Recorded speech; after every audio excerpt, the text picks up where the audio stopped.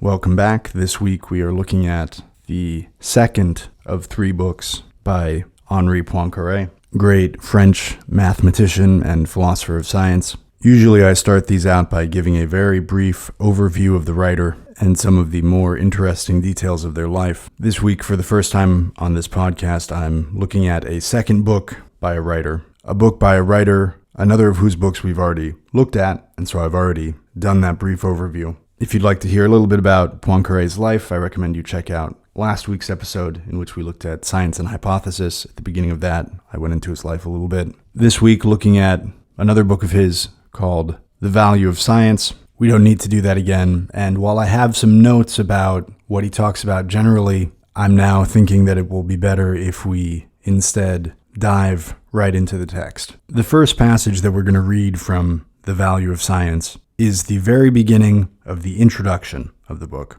And the first words in the first sentence of the introduction of this book are the search for truth. And grammatically, that's how it fell out. In English, maybe it's not literally the first words. In French, maybe those words show up later in the sentence. But he puts the search for truth at the very beginning of everything he's talking about. And that may have only been a coincidence, but if so, it's a characteristic one because he comes back to this topic throughout the book. And in this passage, he's talking about the value of the search for truth, which is what science is, basically. And he says, well, isn't it important also to alleviate human suffering? But he says that human suffering is unavoidable, that to really get rid of suffering, you'd have to annihilate the world, which also is kind of a Zen idea, that at some level, to live is to suffer. And I say also because in looking at Jonathan Swift a month ago or whenever that was, out of nowhere, this very Zen idea popped up in the writing of this early 18th century Anglo-Irish writer, so it's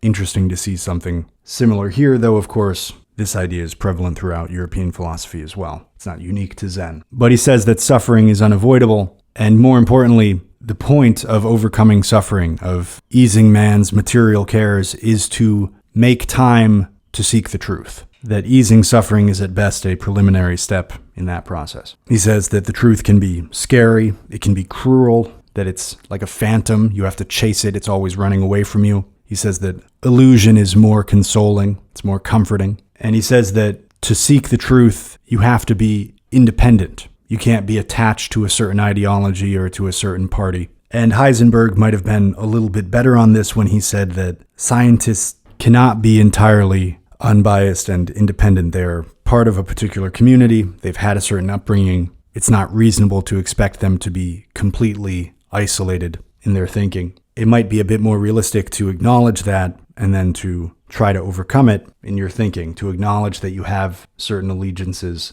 certain communities that you're part of, and then do your best to not let that unduly skew your thinking. But here Poincare lays out the ideal, which is that to seek the truth requires independence, which means a kind of individual weakness. You're weaker as an individual than you would be as part of a group. So a lot of people don't try to seek the truth for that reason because it often leaves you alone. And he goes a bit further and says that what he's talking about applies to both scientific and to moral truth. And he acknowledges that in doing so, he's taking a step on which not everybody is going to follow him. But he connects those two things, scientific and moral truth. And he says that to find both, you have to be dispassionate, you have to be sincere, you have to really only be seeking the truth. And he finishes by saying people who fear one generally fear the other, and that's because it's a type of person who is most concerned with consequences. And that person doesn't like either kind of truth. They don't like scientific truth, and they don't like moral truth because what they care about is consequences, and these two things might obstruct them from getting to the consequences that they want, whatever the truth might be. So Poincare opens the introduction of The Value of Science by writing, quote, "The search for truth should be the goal of our activities. It is the sole end worthy of them. Doubtless we should first bend our efforts to assuage human suffering. But why? Not to suffer is a negative ideal, more surely attained by the annihilation of the world. If we wish more and more to free man from material cares, it is that he may be able to employ the liberty obtained in the study and contemplation of truth. But sometimes truth frightens us, and in fact we know that it is sometimes deceptive, that it is a phantom never showing itself for a moment except to ceaselessly flee, that it must be pursued further and ever further without ever being attained. Skipping ahead. We also know how cruel the truth often is, and we wonder whether illusion is not more consoling, yes, even more bracing, for illusion it is which gives us confidence. When it shall have vanished, will hope remain, and shall we have the courage to achieve? Skipping ahead again. And then to seek truth it is necessary to be independent, wholly independent. If, on the contrary, we wish to act, to be strong, we should be united. This is why many of us fear truth. We consider it a cause of weakness. Yet truth should not be feared, for it alone is beautiful. When I speak here of truth, assuredly I refer first to scientific truth, but I also mean moral truth, of which what we call justice is only one aspect. It may seem that I am misusing words, that I combine thus under the same name two things having nothing in common, that scientific truth, which is demonstrated, can in no way be likened to moral truth, which is felt. And yet I cannot separate them, and whosoever loves the one cannot help loving the other. To find the one, as well as to find the other, it is necessary to free the soul completely from prejudice and from passion. It is necessary to attain absolute sincerity. These two sorts of truth, when discovered, give the same joy. Each, when perceived, beams with the same splendor, so that we must see it or close our eyes. Lastly, both attract us and flee from us. They are never fixed. When we think we have reached them, we find that we have still to advance, and he who pursues them is condemned never to know repose. It must be added that those who fear the one will also fear the other, for they are the ones who in everything are concerned above all with consequences." End quote. And I'm not religious, but if I were, I would use the argument in this next passage to defend my faith, not because it's a perfect argument, but it's a strong one that isn't brought up as often anymore. And today we view science and religion as being in competition, and there are certainly points on which they disagree pretty starkly, or they can be interpreted to disagree. But for a long time, people who we now call scientists viewed what they were doing as an extension of their religion, in that they were studying God's creation. And so the two don't necessarily have to be opposed. And we've talked on this podcast about how, on the one hand, the church persecuted people who we now call scientists, most notably Copernicus and Galileo, but there were many other scientists or natural philosophers who not only were religious, but held some rank in the church. But anyway, before wandering too far, let's hear what Poincare wrote about this. And from what I could tell, though sometimes in his writing it seems that he was religious, if you look it up, the consensus seems to be that he wasn't. But he might have been thinking something similar, which is, I'm not religious, but if I were, here's how I would defend it. But he wrote, quote, "Men demand of their gods to prove their existence by miracles. But the eternal marvel is that there are not miracles without cease. The world is divine because it is a harmony. If it were ruled by caprice, what could prove to us it was not ruled by chance?" End quote. And that's an interesting argument from a different angle, that people often ask God for miracles, or they've asked the prophets to have God show them a miracle so that they can believe. And in a physical sense, a miracle is a suspension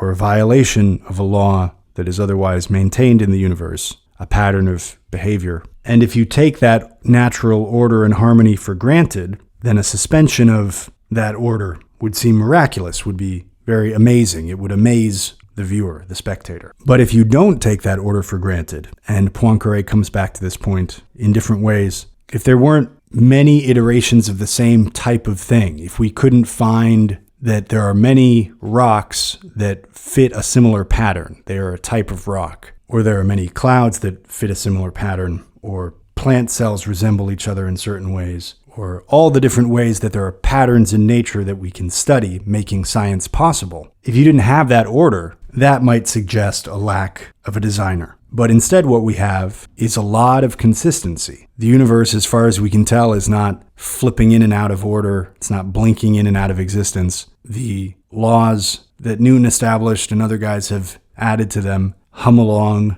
day in and day out without rest, and that by itself doesn't suggest a creator. But this angle that Poincare brings up is interesting. Why are you asking for miracles? What's really miraculous is that there is an order in which a miracle could appear. That every single thing that happens is not a sparkler going off, changing everything else that had happened before. That's miraculous. And again, I'm not making a theological argument here. I just think his thought is interesting, and we can appreciate the wonder and beauty of nature in that way, whether we are religious or not. In this next passage, he starts by talking about the relationship between old and new scientific thought. And he says that it's not that new scientific thought replaces old thought the way that you would tear down a building and build a new building in its place, but rather it evolves from it, like an animal takes on a new shape gradually over a very long period of time by evolution. And in looking at the earlier book of Poincare's Science and Hypothesis, we saw that he is very familiar with the crisis that was going on in mathematics at the time. And, for example, the way that non-Euclidean geometries were disrupting, in that case, millennia-old ideas. And so he's clearly very familiar with revolutionary shifts in science. He's not only talking about the accretion of knowledge over time within a single paradigm, but the relatively sudden shifts in which our best way to explain something changes more dramatically. But I think he would say that even those kinds of changes resemble this organic growth more than the demolition and reconstruction of a building, because even the new explanation is somehow related to the old one, if nothing else, by the awareness of its negation. The people who develop the new explanation are discarding the old explanation, and that negation, the awareness that the old explanation is invalid in some way, is present in the new explanation. And he brings this up in part to answer people who say, how can I believe science? 100 years ago, scientists were telling us this. Everything that scientists have ever believed, except for the very most recent set of explanations, has been discarded and disproven. Someday these will be also, so I shouldn't trust them. I think he wants to answer those people by saying that it's not that those explanations were discarded, it's that they were improved upon. And that's not to say that we should unquestionably trust whatever can disguise itself as science. We can and should question anything that we want to, but in doing that, you are actually doing the better science. If someone comes along and says, science says this, and you do your own independent investigation and present your findings and say, no, in fact, what you said is wrong, this is what's true, you haven't disproven science. What you've done is do better science than that first person did. And by the way, that's what every great scientist ever has done. So the point is not that we have to perform our genuflections to whatever can pilfer this mantle, but Poincare is in part calling on us to trust the process of science as a means of getting to ever-improving explanations. And he goes on to say that scientific thought is not the creation of the scientist. A scientist is not making a scientific fact the way that a painter makes a painting. That fact is somehow in nature, and he acknowledges that our sense of that thing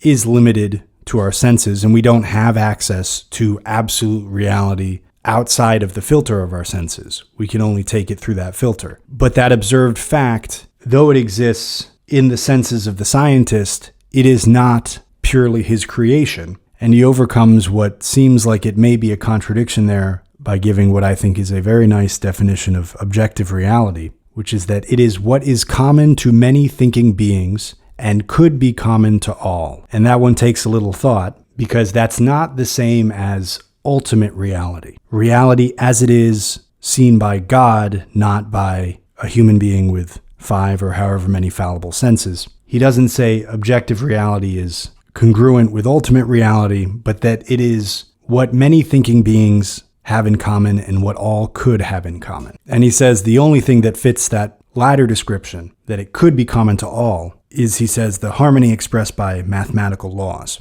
And he winds up by saying that the harmony in the world is the source of all beauty, and for that reason, it is worth doing the slow, deliberate work required by science to try to understand that harmony. Poincare writes, quote, "The advance of science is not comparable to the changes of a city, where old edifices are pitilessly torn down to give place to new, but to the continuous evolution of zoologic types which develop ceaselessly, and end by becoming unrecognizable to the common sight, but where an expert eye finds always traces of the prior work of the centuries past. One must not think then that the old-fashioned theories have been sterile and vain. Were we to stop there, we should find in these pages some reasons for confidence in the value of science, but many more for distrusting it. An impression of doubt would remain. It is needful now to set things to rights." Some people have exaggerated the role of convention in science. They have gone so far as to say that law, that scientific fact itself, was created by the scientist. This is going much too far in the direction of nominalism. No, scientific laws are not artificial creations. We have no reason to regard them as accidental, though it be impossible to prove they are not.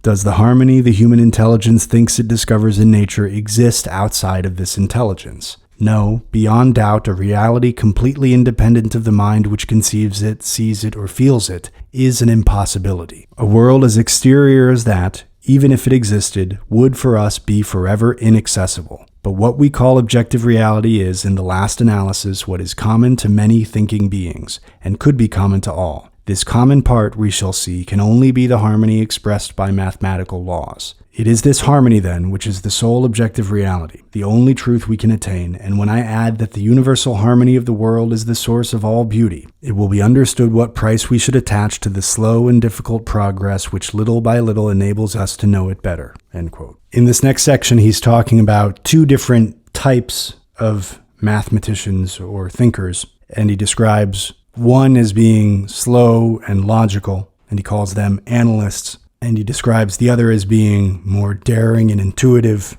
and sometimes sallying out toward conclusions that they can't hold or defend right away. And he calls those geometers. And he uses a military analogy, and the first group he compares to somebody named Vauban, who is the Marquis de Vauban, a 17th century French military engineer and Marshal of France who worked for Louis XIV. He did a lot of things in military engineering, and also the current northern and eastern borders of France are to a great extent unchanged from what he suggested they should be based on trying to establish a defensible border over 400 years ago. But here Poincare compares the analysts that he mentions to this kind of guy, somebody very slow and methodical, besieging a castle in a very solid but patient way. And he compares the geometers to cavalrymen who charge out and gain a bunch of ground, but sometimes they have to give it up quickly. And he's saying neither that one is better than the other, nor that it depends on the kind of work that they're doing, that if they do geometry, they do it this way, and if they do analysis, they do it that way. They say it's a matter of the nature of the mind of the person. Different great and lesser mathematicians approach problems in different ways. He writes, quote, "It is impossible to study the works of the great mathematicians, or even those of the lesser, without noticing and distinguishing two opposite tendencies, or rather two entirely different kinds of minds. The one sort are above all preoccupied with logic. To read their works, one is tempted to believe they advanced only step by step, after the manner of a Vauban who pushes on his trenches against the place besieged, leaving nothing to chance. The other sort are guided by intuition, and at the first stroke make quick but sometimes precarious conquests, like bold cavalrymen of the advance guard. The method is not imposed by the matter treated, though one often says of the first that they are analysts, and calls the other geometers. That does not prevent the one sort from remaining analysts even when they work at geometry, while the others are still geometers even when they occupy themselves with pure analysis. It is the very nature of their mind which makes them logicians or intuitionalists, and they cannot lay it aside when they approach a new subject. Nor is it education which has developed in them one of the two tendencies and stifled the other. Skipping ahead, the two sorts of minds are equally necessary for the progress of science. Both the logicians and the intuitionalists have achieved great things that others could not have done." End quote. In this next section, he's talking about how or whether we know that mathematical reasoning is sound. And he says that all the past generations also thought that they had achieved absolute rigor. Maybe we think that, but we're mistaken. And he continues talking about this division between logic and intuition. And we talked about this a little bit last week, but he says that logic, and I think he means deductive logic, syllogistic logic, is by itself not creative. It can,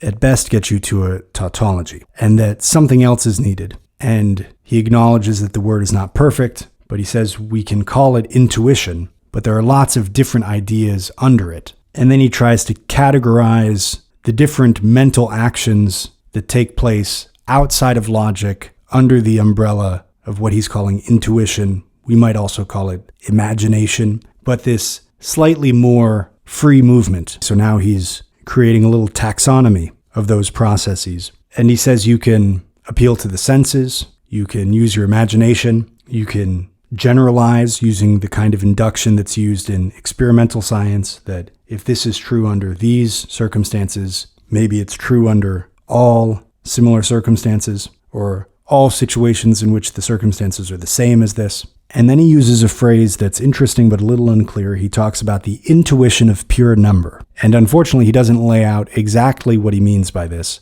but he later uses the word arithmetic interchangeably with it. And he also says it's from this intuition of pure number that we get the second axiom above, and I skipped over that part. But that second axiom is a theorem is true of the number 1, and if we prove that it is true of n plus 1, if true for n, then will it be true for all whole numbers. And this is the demonstration by recurrence that he talks about in the first book. But we might take this phrase intuition of pure number to mean either arithmetic or this very clear mathematical demonstration. And he closes out by saying, with nothing but the syllogism and pure number, it's possible that we have now achieved absolute rigor. Poincare writes, quote, have we finally attained absolute rigor? At each stage of the evolution, our fathers also thought they had reached it. If they deceived themselves, do we not likewise cheat ourselves? We believe that in our reasonings we no longer appeal to intuition. The philosophers will tell us this is an illusion. Pure logic could never lead us to anything but tautologies. It could create nothing new.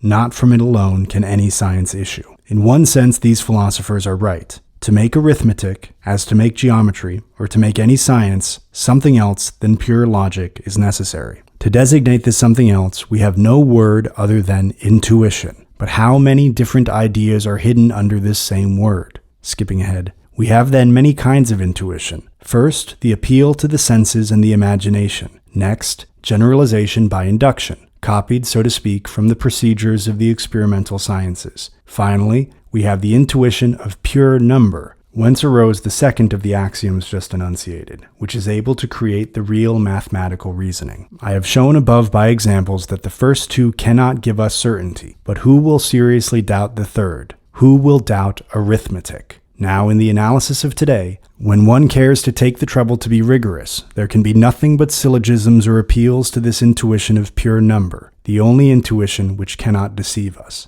It may be said that today, absolute rigor is attained. End quote. In this next passage, he's talking more about how these two methods of thinking, practices of thinking, logic and intuition, move together. They have to be applied in tandem. Not at the same time, but next to each other. You move a bit logically, then you use your intuition or your creativity or whatever you want to call that other part to connect it to something somewhere else. And by talking so much about this topic, Poincare is showing that he has spent some time trying to examine how he thinks, as well as how other scientists and mathematicians think. And he sees these two parts as being indispensable. And in this section, he uses the word logomachy, which is an argument about words. Poincare writes, quote, this shows us that logic is not enough, that the science of demonstration is not all science, and that intuition must retain its role as complement, I was about to say counterpoise or antidote,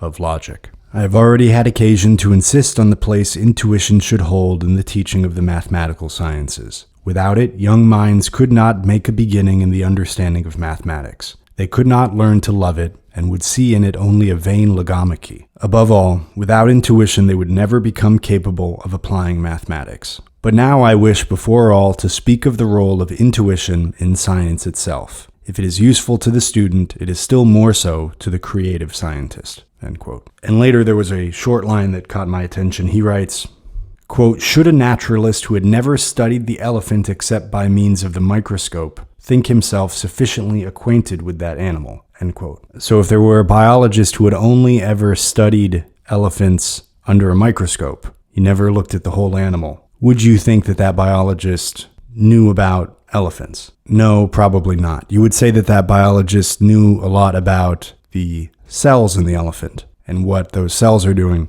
but not about the whole system. And that's an interesting thought to look at for any topic. This is another way of illustrating this metaphor of losing the forest for the trees, but it seems somehow more stark here. And the example of this that comes to my mind is the study of history. This metaphor applies readily to that, because the study of history is often the study of the story of individuals, this or that political or military or thought leader. And that's in part because the data that we have about history, if it can be called that, is largely written records, often by and about individuals. There may be large armies, but the sources are still by definition written by a single person, a letter, a record, a contemporary history. And history is also written and studied in that way because that is the level at which we intuitively understand it. In our daily lives, we are individual people walking around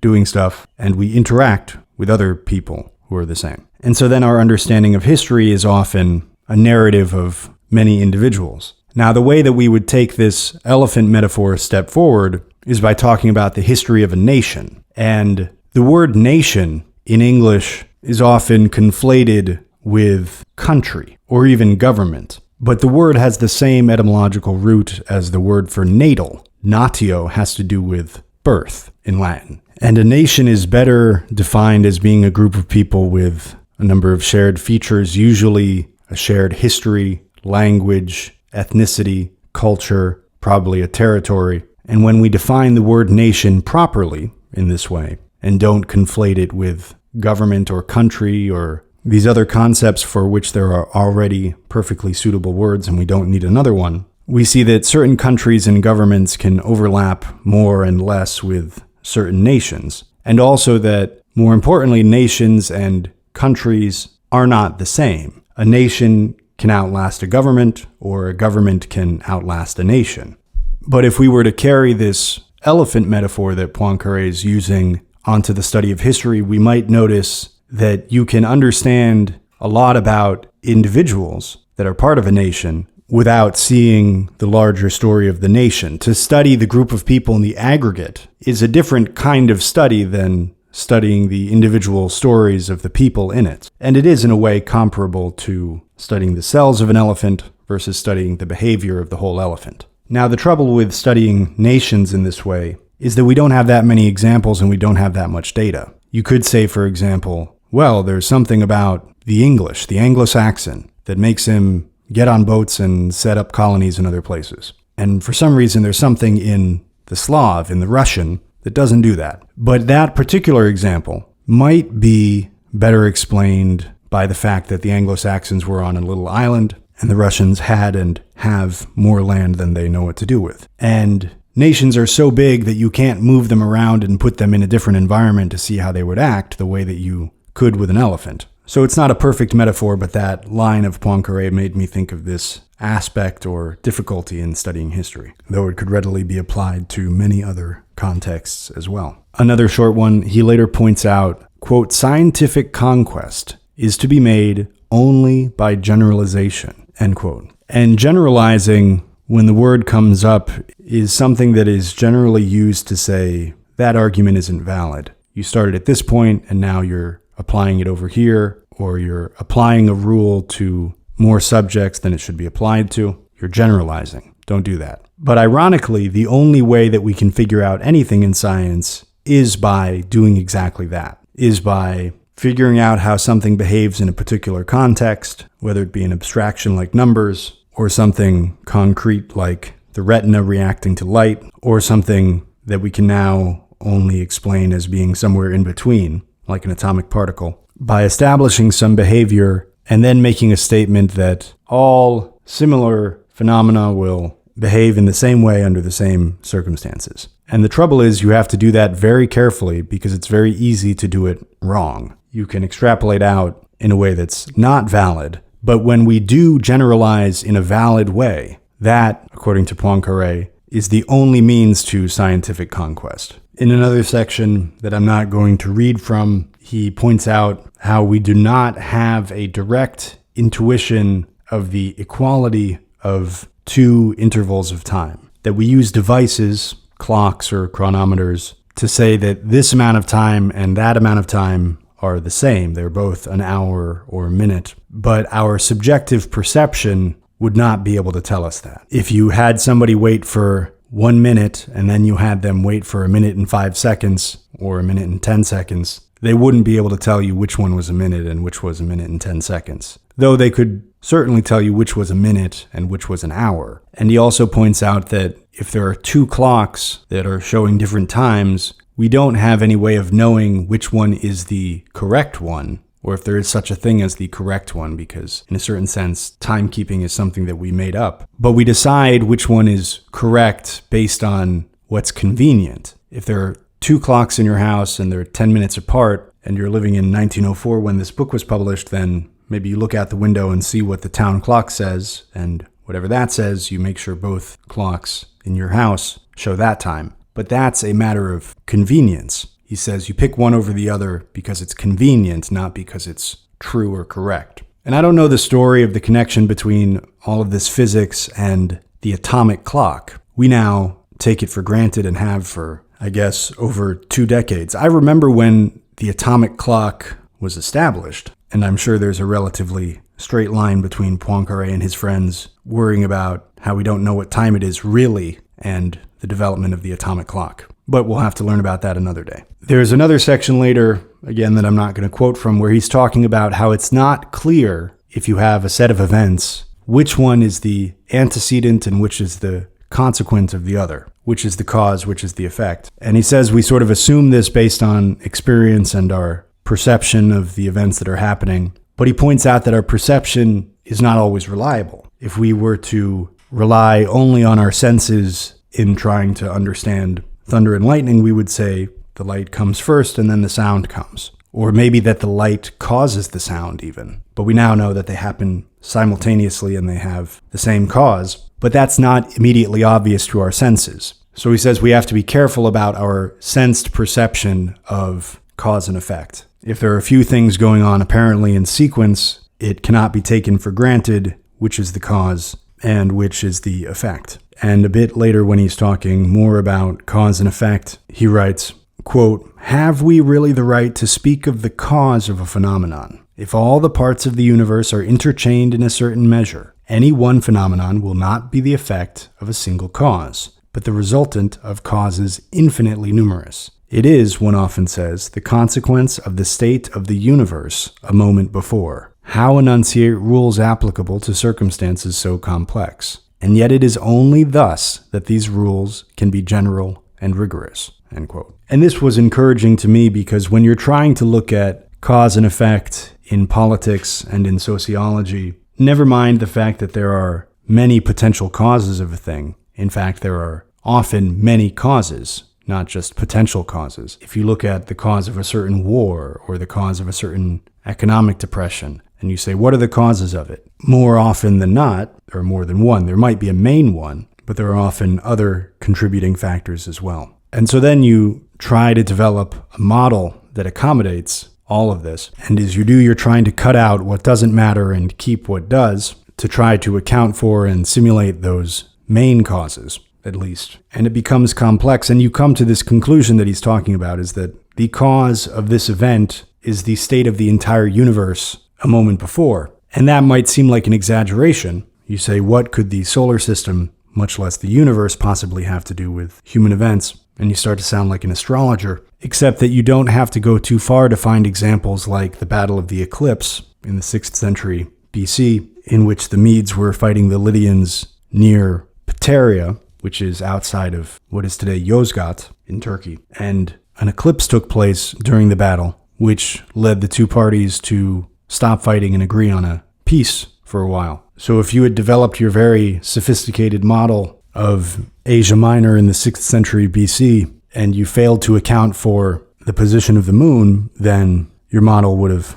blown it on that one. So to repeat the challenge that Poincare writes out, he says, quote, "How enunciate rules applicable to circumstances so complex? And yet it is only thus that these rules can be general and rigorous." And he's not even talking about history, he's talking about math and physics, which, as he points out relatively early in Science and Method, which we'll be looking at next week, lend themselves more readily to this kind of investigation than history and sociology do. And I now see I did mark off some passages about him talking about our flawed perception of time. so we can get into that a little bit. He writes, quote, "It is difficult to separate the qualitative problem of simultaneity from the quantitative problem of the measurement of time, no matter whether a chronometer is used or whether account must be taken of a velocity of transmission, as that of light, because such a velocity could not be measured without measuring a time. To conclude, we have not a direct intuition of simultaneity, nor of the equality of two durations. If we think we have this intuition, this is an illusion. We replace it by the aid of certain rules which we apply almost always without taking count of them. But what is the nature of these rules? No general rule, no rigorous rule, a multitude of little rules applicable to each particular case. These rules are not imposed upon us, and we might amuse ourselves in inventing others, but they could not be cast aside without greatly complicating the enunciation of the laws of physics, mechanics, and astronomy. We therefore choose these rules not because they are true, but because they are the most convenient, and we may recapitulate them as follows. The simultaneity of two events, or the order of their succession, the equality of two durations, are to be so defined that the enunciation of the natural laws may be as simple as possible. In other words, all these rules, all these definitions are only the fruit of an unconscious opportunism." End quote. So he's saying we cannot tell intuitively whether two or more events are simultaneous, nor whether two or more durations of time are the same. And even if you look at our rules for dealing with this, there are many different rules for many different contexts, and the real overarching rule is that we choose the explanation, either simultaneous or not, or the same duration or not, which will make the explanation of the natural laws supposedly causing the phenomenon as simple as possible. So in such situations, it's a kind of opportunism that gets us to our explanation. We look for the simplest explanation, though we're not aware that that's what we're doing. Later, he starts talking about absolute space and location and position, and this is related to the difficulty in defining a point. And this passage is only one of the difficulties that he brings up, but it's an interesting one. He writes, quote, "I'm seated in my room. An object is placed on my table. During a second, I do not move. No one touches the object. I'm tempted to say that the point A, which this object occupied at the beginning of this second, is identical with the point B, which it occupies at its end. Not at all. From point A to point B is 30 kilometers,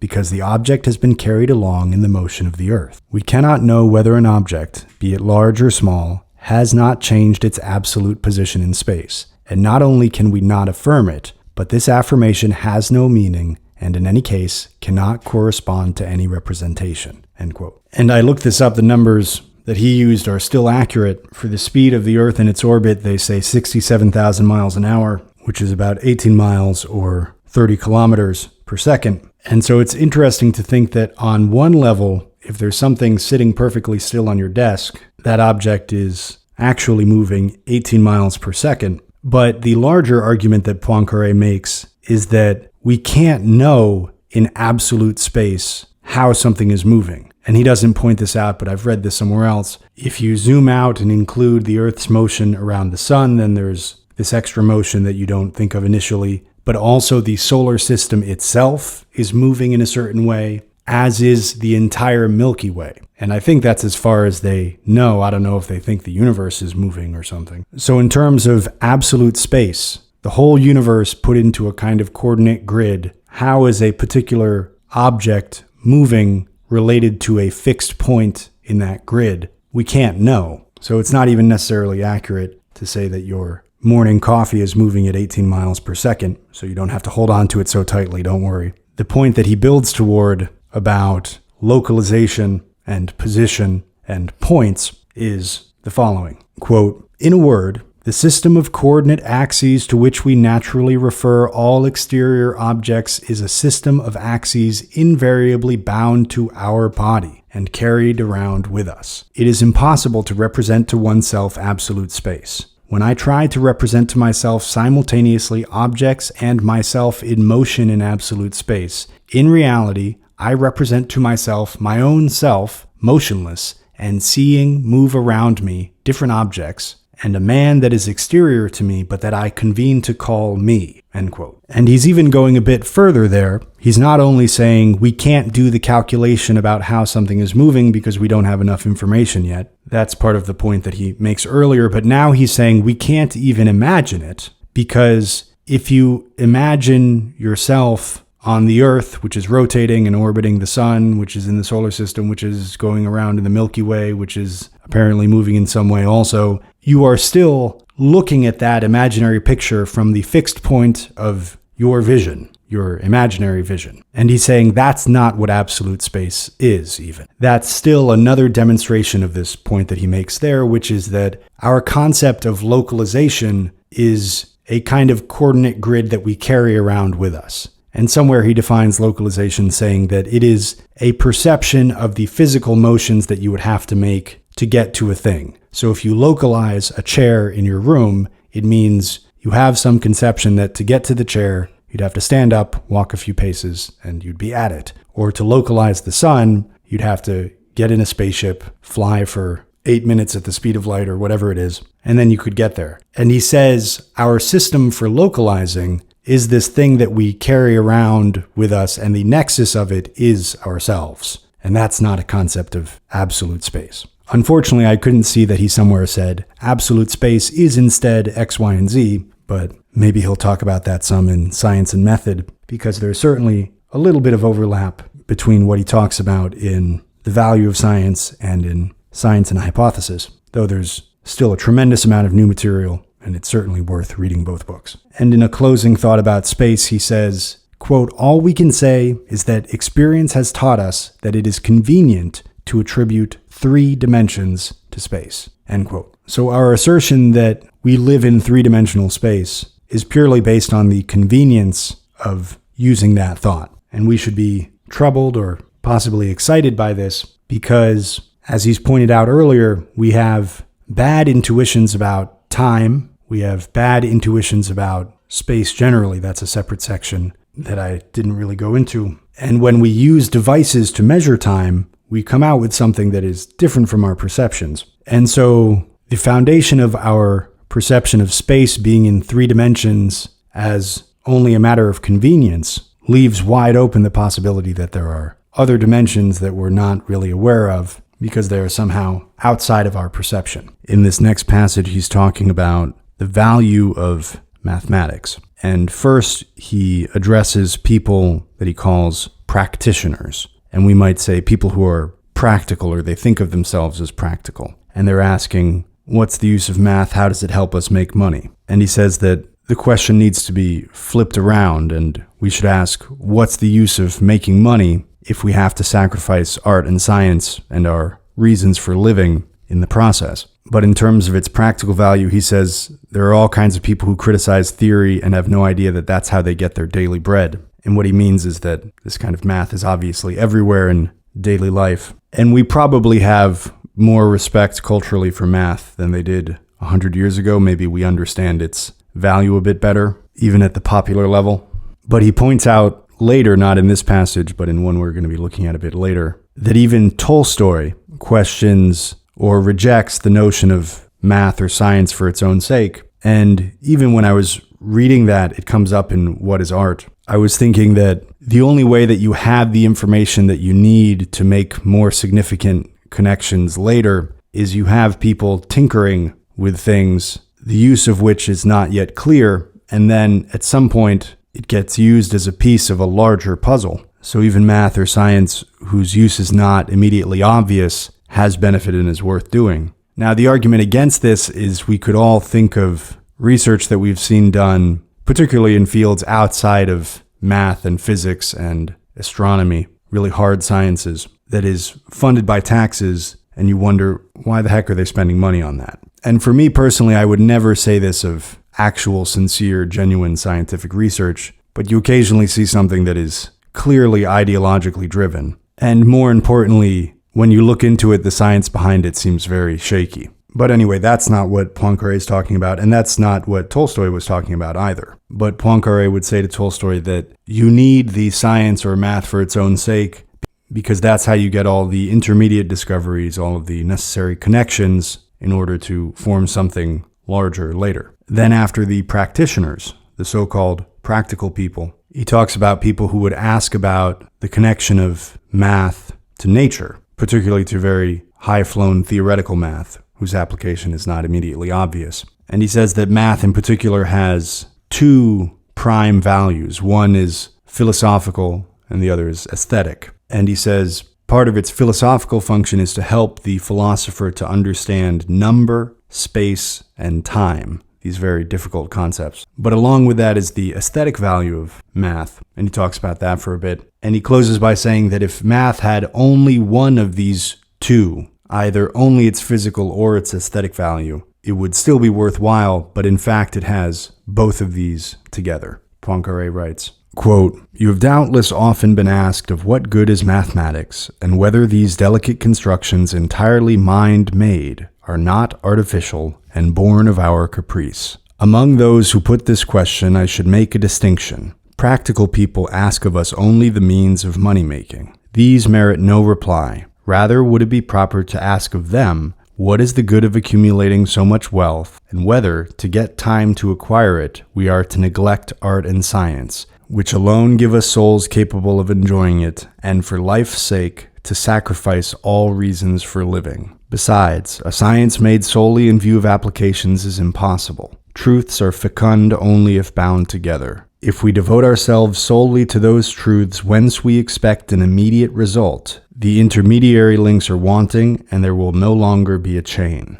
The men most disdainful of theory get from it, without suspecting it, their daily bread. Deprived of this food, progress would quickly cease, and we should soon congeal into the immobility of old China. But enough of uncompromising practitioners. Besides these, there are those who are only interested in nature, and who ask us if we can enable them to know it better. To answer these, we have only to show them the two monuments already rough-hewn, celestial mechanics and mathematical physics. They would doubtless concede that these structures are well worth the trouble they have cost us. But this is not enough. Mathematics has a triple aim. It must furnish an instrument for the study of nature. But that is not all. It has a philosophic aim, and I dare maintain an aesthetic aim. It must aid the philosopher to fathom the notions of number, of space, of time. And above all, its adepts find therein delights analogous to those given by painting and music. They admire the delicate harmony of numbers and forms.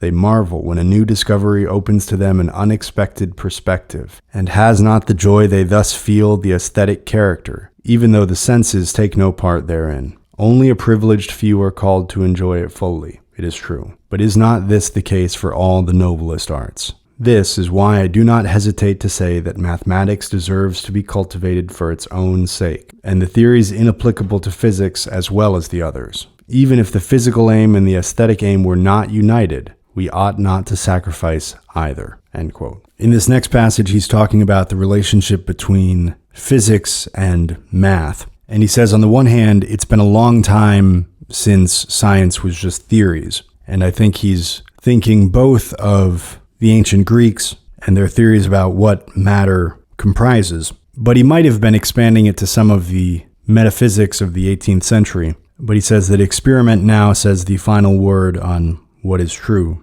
that without a demonstrating experiment, you can't claim anything. But he says, in order to articulate those laws that physicists demonstrate by experiment, they need a very subtle language. They need a language more precise, more rich, more deep than ordinary everyday language, or more rich and precise in a particular way. And he says that language is mathematics. And I've said before, I was not a very good math student in high school, but I've been really enjoying revisiting math as an adult. And when I was in middle school and high school, math seemed like a strange game that I didn't quite know the rules to, and I never really knew what to do with it. But in the intervening years, from high school to my late 20s, I had done a bunch of thinking on other topics, and I'd read a bunch of philosophy, and I'd thought about logic. And so then when I revisited math, it clicked for me that a lot of math is a sequence of if-then statements. And this is an example of the kind of deduction that Poincare talks about sometimes. That when you're trying to solve for x in algebra, or if you're doing integration in calculus, and you write out the problem, and then you rewrite it, and then you rewrite it again, each time slightly adjusting what's there. You could put in between each of those lines, if the above, then below. If the above is true, then the following must be true. And then you write it out again, and then you go, if that is true, then the following must be true. Which it might seem like sort of a simple thought, but I was able to put it in this context that I understood better, that in philosophy or in logic, using words, you make a claim, and if that's true, you make a claim based on that, and if you can show that that's true, and so on. And math is that, essentially, or a large part of the beginning of math is that. The induction and generalization that Poincare sometimes talks about is, of course, separate, but the deductive, syllogistic part of math is like that. And for me, that helped a lot, and this is part of thinking of math as a language in which you're making claims. And you can have flaws in your logic at any step, because each time you update that equation, you simplify it one more step somehow. You're doing that based on established principles that someone else figured out, and now you're using them. In the case of calculus, a lot of it is Newton and Leibniz, but not all of it. But you're using these quantitative logical principles, you could say. And in making those logical inferences, you could make a mistake, and then you would end up all the way down at the bottom with the wrong answer because somewhere in the third step, you missed something. And for me, it helped me to think about it as somehow analogous to verbal logic, though ironically, the origin of the concept of proof is geometry. So it's really more that verbal logic has taken this from math, but however it went historically, I personally had more experience dealing with words, so it was easier for me to think about it as moving from that side to that one. And that was my first thought about what Poincare says in this next passage about math as a language. And my second thought had more to do with calculus in particular, which I've been working on recently, which is that as you slowly get higher in math, you're describing more subtle relationships more precisely. And this is best expressed by connecting it back to the real world. When you're talking about algebra, you often have a question about things like two trains moving at different speeds. And that kind of calculation is still interesting. This train is going that speed, this train is going that speed, they're this far apart, when do they cross? Those are interesting, but they are constant. Everything is fixed. There's a fixed distance, there's fixed speeds, and then they just start moving and they cross at some point. When you get into calculus, you get into these questions like if you have a cone-shaped container and you're filling it up with water, so it's shaped like an ice cream cone, the point is at the bottom and there's water coming into the top, how fast does the water rise, or how long does it take the water to get 3 inches up the cone or whatever? And what makes this complicated is that it's not a cylinder, it's a cone, so that as the water goes in, the speed at which the water is rising slows down. And that's a more subtle relationship, but math can also describe that very precisely. And I'm sure that as you get up higher in math, there are even more and better examples of these kinds of extremely precise descriptions. And I value writing and words and description a lot. Clearly, I have a podcast like this. So words are cool in a different way, and they can describe things that math can't describe. You couldn't imagine having a novel written in math that told any kind of story about what it's like subjectively to be a person. But math can describe certain kinds of relationships much better than words can. And I think all of that is part of what Poincare is getting at in this next passage. He writes, quote, "The physicist cannot ask of the analyst to reveal to him a new truth. The latter could at most only aid him to foresee it. It is a long time since one still dreamt of forestalling experiment, or of constructing the entire world on certain premature hypotheses. Since all those constructions in which one yet took a naive delight, it is an age.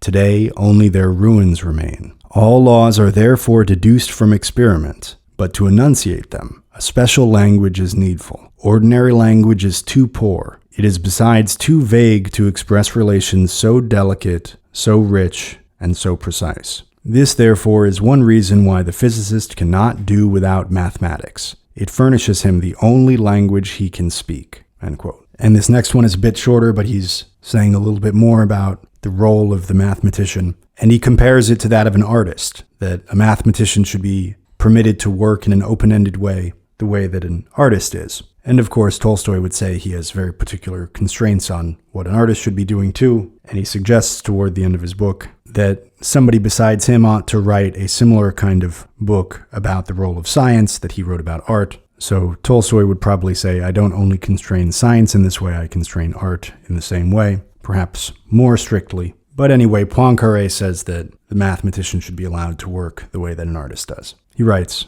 quote, "Such are the services the physicist should expect of analysis. But for this science to be able to render them, it must be cultivated in the broadest fashion without immediate expectation of utility. The mathematician must have worked as artist. What we ask of him is to help us to see, to discern our way in the labyrinth which opens before us." End quote. So he's been talking about what math has provided to physics. Among other things, it's given it this very precise language. And in this next passage, he's talking about what physics has provided to math or to analysis. And he says that math without physics is like art without subjects. That just as the world gives a painter something to try to paint, to depict, physics gives math something to try to articulate in its language. It gives it something to try to math. And he says in doing so, it keeps math from going around in circles because nature, he says, is more varied than the human imagination. That without connecting back to nature and trying to solve problems presented by nature,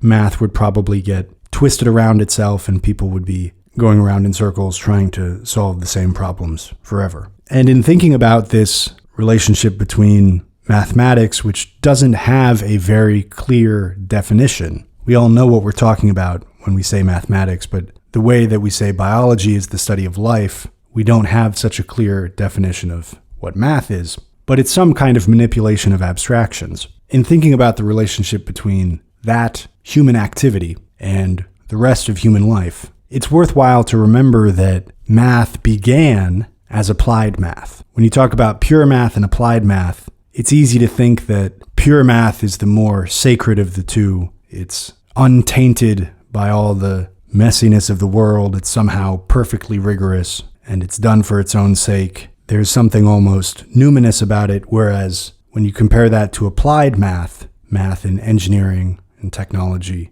and all of the sciences that it's applied in, that is, while simultaneously practical and awe-inspiring, pure math people might be tempted to say that that's somehow lower. And it's hard not to see the parallel with the Christian tradition in which the most religious people went and lived in monasteries and kept themselves away from worldly life. And in doing so, they were closer to God. It's hard not to suspect that there might be a parallel perception there, that whatever gets mixed up in worldly life must, by definition, be more mundane and less sacred. And pure math has that whole appeal for me. I don't know very much about it, but it's easy to imagine that it's one of the pinnacles of what humans are capable of, but it would still be worthwhile to remember that the oldest math was applied math. Math emerged, whenever it did, likely as a way of doing business, probably. Figuring out how much money was going to be transacted for something, and then thereafter it was probably used in construction.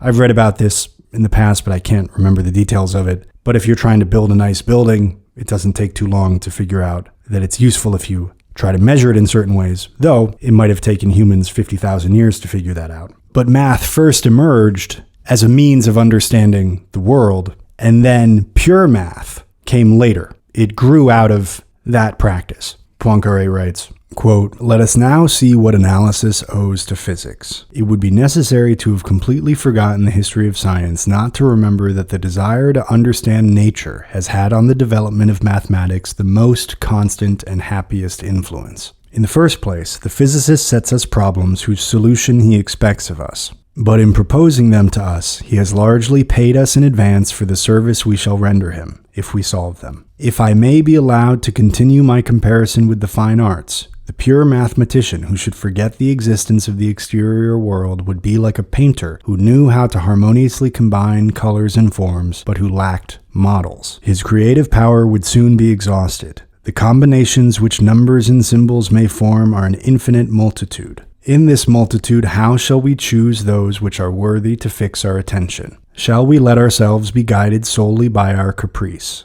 This caprice, which itself would besides soon tire, would doubtless carry us very far apart, and we should quickly cease to understand each other. But this is only the smaller side of the question. Physics will doubtless prevent our straying, but it will also preserve us from a danger much more formidable. It will prevent our ceaselessly going around in the same circle. History proves that physics has not only forced us to choose among problems which came in a crowd, it has imposed upon us such as we should without it never have dreamed of. However varied may be the imagination of man, nature is still 1,000 times richer. To follow her we must take ways we have neglected, and these paths lead us often to summits whence we discover new countries. What could be more useful? It is with mathematical symbols as with physical realities. It is in comparing the different aspects of things that we are able to comprehend their inner harmony, which alone is beautiful and consequently worthy of our efforts." End quote. And so part of his overall message here is that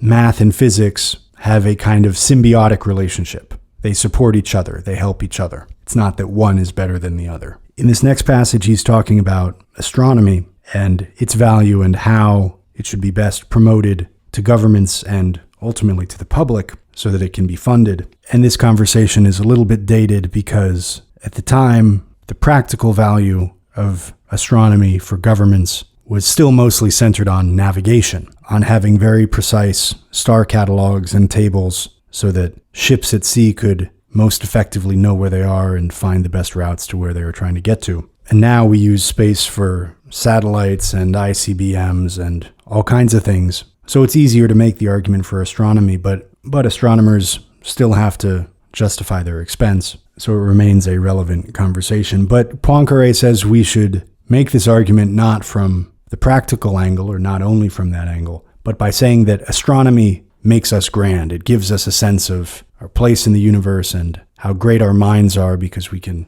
try to study this enormous thing. But he says more importantly, astronomy facilitated the other sciences which have a more obvious practical value. And he says that astronomy is what gave us a soul capable of comprehending nature. It made us believe that we could study nature. And we were talking about old math a few minutes ago. One of the most important examples is in astronomy for the purpose of trying to make a calendar in order to do agriculture. This is after the Neolithic Revolution. People figured out that you can plant seeds in the ground and the food will just come up. And this is another way of getting food rather than hunting and gathering it, foraging for it. And they must have figured out that the crops don't grow when it's cold, and the weather is sometimes cold and sometimes hot, and it changes in some kind of regular pattern. But what is that pattern? And the pattern is measurable by astronomy. And figuring out that what they put in the ground is somehow connected to those lights way up in the firmament,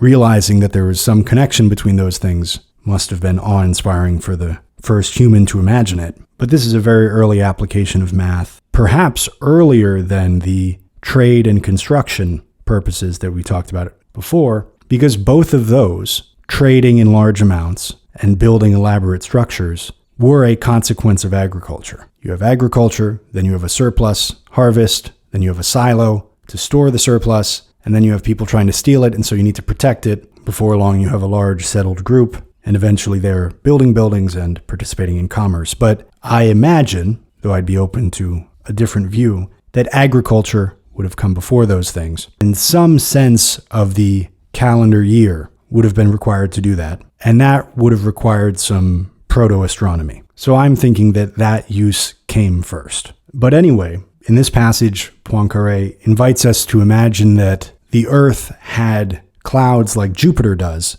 that made it so that we could never see the heavens. We could never see the stars. We could never see the other planets. And he says, okay, don't trip me up on a technicality. I know that we need sunlight. So let's imagine that the sunlight can still come through the clouds so we can still have organic life, but we still can't see the stars. And he says, how would humanity be different? Maybe we never would have figured out that we can study, comprehend, manipulate nature, even in the primitive way that we do to this day, if it weren't for those initial steps taken by the first astronomers. This allowed us to go from being the permanent prey and victim of nature to a being that under certain circumstances can stand up to its force or get out of the way. And that bit about imagining that the Earth had this layer of clouds is interesting because The history of the universe maybe could have turned out differently, so that was the case, and we would have said, that's ridiculous to think that the universe goes on forever, or something. We would have had a totally different understanding of the universe simply because we couldn't see through it, and so we would assume that there's nothing out there. It reminds me of H.G. Wells' Country of the Blind. If you're interested, you can go check out that episode. We looked at that a month or so ago. Poincare writes, quote, "Astronomy is useful because it raises us above ourselves. It is useful because it is grand. That is what we should say. It shows us how small is man's body, how great his mind, since his intelligence can embrace the whole of this dazzling immensity, where his body is only an obscure point, and enjoy its silent harmony. Thus we attain the consciousness of our power. And this is something which cannot cost too dear, since this consciousness makes us mightier. But what I should wish before all to show is to what point astronomy has facilitated the work of the other sciences, more directly useful, since it has given us a soul capable of comprehending nature. Think of how diminished humanity would be if, under heavens constantly overclouded, as Jupiter's must be, it had forever remained ignorant of the stars. Do you think that in such a world we should be what we are? I know well that under this somber vault we should have been deprived of the light of the sun necessary to organisms like those which inhabit the earth. But if you please, we shall assume that these clouds are phosphorescent and emit a soft and constant light. Since we are making hypotheses, another will cost no more. Well, I repeat my question. Do you think that in such a world we should be what we are? The stars send us not only that visible and gross light which strikes our bodily eyes, but from them also comes to us a light far more subtle, which illuminates our minds and whose effects I shall try to show you. You know what man was on the earth some thousands of years ago, and what he is today. Isolated amid a nature where everything was a mystery to him, terrified at each unexpected manifestation of incomprehensible forces, he was incapable of seeing in the conduct of the universe anything but caprice. He attributed all phenomena to the action of a multitude of little genii, fantastic and exacting, and to act on the world he sought to conciliate them by means analogous to those employed to gain the good graces of a minister or a deputy. Skipping ahead, what a change must our souls have undergone to pass from the one state to the other. Does anyone believe that without the lessons of the stars under the heavens perpetually overclouded that I have just supposed, they would have changed so quickly? Would the metamorphosis have been possible, or at least would it not have been much slower?" End quote. And later he talks about the philosopher Auguste Comte, and he criticizes him for saying that we don't need to know the composition of the sun because it doesn't have any application for sociology. And I don't know the context there. I don't know if Comte was saying that if we are sociologists trying to understand society, we don't need to know about the composition of the sun. Or did he mean humanity never needs to know the composition of the sun because it's not relevant? All we need to do is figure out how to best manage society because that's where we live. Poincare would say that he's wrong either way, but they are slightly different statements. But Poincare references this example about clouds circling the earth and how that has affected society. And if we sat and tried to think of them, we could find a dozen other examples, like the Battle of the Eclipse, but others in which things that seemed to be unrelated to society affected it significantly. And that's what Poincare is talking about here. He writes, quote, "Auguste Comte has said somewhere that it would be idle to seek to know the composition of the sun, since this knowledge would be of no use to sociology. How could he be so short-sighted? Have we not just seen that it is by astronomy that, to speak his language, humanity has passed from the theological to the positive state? He found an explanation for that because it had happened. But how has he not understood that what remained to do was not less considerable and would be not less profitable? Physical astronomy, which he seems to condemn, has already begun to bear fruit, and it will give us much more, for it only dates from yesterday." End quote. And as is often the case, there is a lot of other material that I wanted to show you, but I've already gone a bit long, so I'm going to close off with this one. And in this passage, he mentions a Mr. Leroy, which I think is a reference to Edward Leroy, or in French it's probably Leroy, who was a mathematician and philosopher from that period. And he also addresses Tolstoy,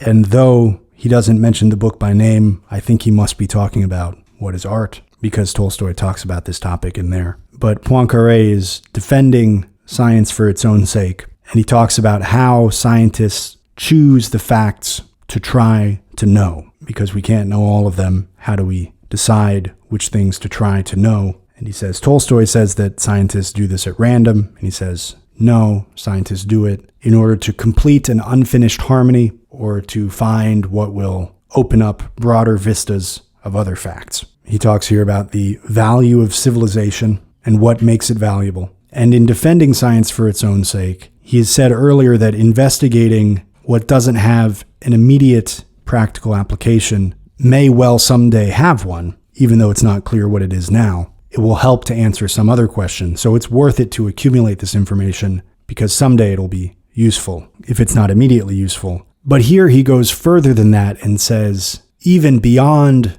the long-term practical application of science for its own sake, the spiritual value of trying to know just for the sake of knowing, of making life be not just about drinking alcohol, but about something higher, about higher and better thought. And then he closes with a few lines about thought. Poincare writes, quote, "Not against Mr. Leroy do I wish to defend science for its own sake. Maybe this is what he condemns, but this is what he cultivates, since he loves and seeks truth and could not live without it. But I have some thoughts to express. We cannot know all facts, and it is necessary to choose those which are worthy of being known. According to Tolstoy, scientists make this choice at random, instead of making it, which would be reasonable, with a view to practical applications. On the contrary, scientists think that certain facts are more interesting than others because they complete an unfinished harmony, or because they make one foresee a great number of other facts. If they are wrong, if this hierarchy of facts that they implicitly postulate is only an idle illusion, there could be no science for its own sake, and consequently, there could be no science. As for me, I believe they are right. And, for example, I have shown above what is the high value of astronomical facts, not because they are capable of practical applications, but because they are the most instructive of all. It is only through science and art that civilization is of value. Some have wondered at the formula, science for its own sake, and yet it is as good as life for its own sake, if life is only misery, and even as happiness for its own sake, if we do not believe that all pleasures are of the same quality, if we do not wish to admit that the goal of civilization is to furnish alcohol to people who love to drink. Every act should have an aim. We must suffer, we must work, we must pay for our place at the game, but this is for seeing's sake, or at the very least that others may one day see. All that is not thought is pure nothingness. Since we can think only thoughts, and all the words we use to speak of things can express only thoughts, to say there is something other than thought is therefore an affirmation which can have no meaning. And yet, strange contradiction for those who believe in time, geologic history shows us that life is only a short episode between two eternities of death, and that, even in this episode, conscious thought has lasted and will last only a moment. Thought is only a gleam in the midst of a long night, but it is this gleam which is everything." End quote. And that's what I've got for you from The Value of Science by Henri Poincare. If you enjoyed this podcast, I hope you will send it to a friend who you think will benefit from it as well, and go over to my website, volrathpublishing.com, and get yourself some books there. Farewell until next time. Take care, and happy reading.